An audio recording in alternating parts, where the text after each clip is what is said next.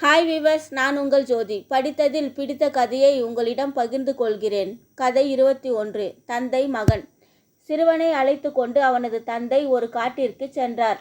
அப்போது மகனுக்கு ஒரு சவாலை முன்வைத்தார்.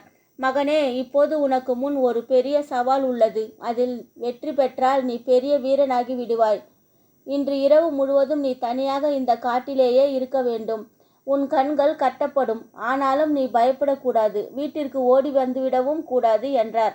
சிறுவன் ஆர்வத்துடன் சவாலை சந்திக்க தயாரானான். அவனது கண்களை தந்தை துணியால் இறுக கட்டினார். பிறகு தந்தை திரும்பிச் செல்லும் காலடி ஓசை மெல்ல மெல்ல மறைந்தது.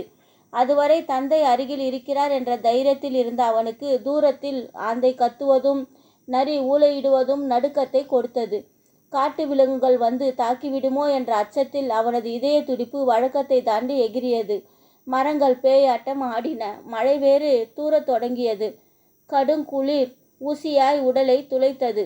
ஐயோ, இப்படி நிர்கதியாய் தவிக்க விட்டு தந்தை போய்விட்டாரே, யாராவது வந்து என்னை காப்பாற்றுங்களேன் என்று பலமுறை கத்தி பார்த்தான். பயனில்லை. சிறிது நேரத்தில் இனி கத்தி பயனில்லை என்பது அவனுக்கு புரிந்தது. திடீரென்று அவனுக்குள் ஒரு துணிச்சல்.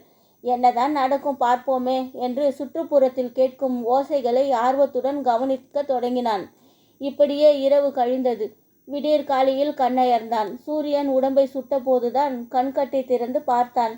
கண்களை கசக்கி கொண்டு எதிரே பார்த்தபோது அவனுக்கு ஆச்சரியம், ஆனந்தம், அழுகையே வந்துவிட்டது. அப்பா என்று கூவி அருகில் அமர்ந்திருந்த தன் தந்தையை பாய்ந்து தழுவி கொண்டான். சோர்வும் மகிழ்ச்சியும் கொண்டிருந்த அந்த தந்தை, நான் எப்போது மகனே உன்னை விட்டு போனேன் என்றார். இரவு இங்குதான் இருந்தீர்களா? பிறகு ஏன் நான் பயந்து அலறிய போதெல்லாம் என்னை காப்பாற்றவில்லை? ஏன் என்னிடம் எதுவும் பேசவில்லை என்று கேட்டான். உன் மனோதிடம் வளர வேண்டும். நீ எதற்கும் அஞ்சாத வீரனாக வேண்டும் என்பதற்காக மௌனம் காத்தேன். ஏனென்றால் அச்சத்தின் உச்சத்தை எட்டும்போது துணிச்சல் தானே வரும் என்றார் தந்தை. மகனுக்கு தந்தையின் நோக்கம் புரிந்தது.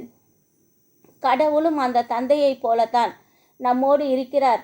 துன்பத்திலும் சோகத்திலும் தவிக்கும்போது துவண்டு விடாமல் நாம் தீரர்களாக வேண்டும் என்பதற்காகவே பல நேரங்களில் மௌனம் காத்து வெறும் பார்வையாளரைப் போல் இருக்கிறார்.